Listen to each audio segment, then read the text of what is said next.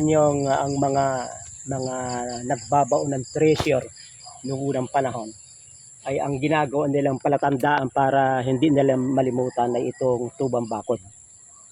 Yung treasure ay tutusukan nila ng tubang bakod sa ibabaw o di kaya doon sa gilid para sapagkat ito ay madaling buhayin.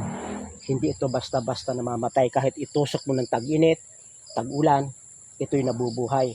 At maputol man yan ng bagyo, ay susulo yan at mabubuhay. At isa pa, tumatagal ito ng matagal. May mga tubang bakod na ganyan na kalalaki.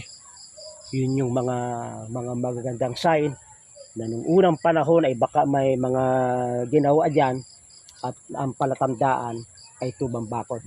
Ito nga ay sinasabing tubang bakod sapagkat ito ay nagiging buhay na bakod. Living fence, buhay na bakod.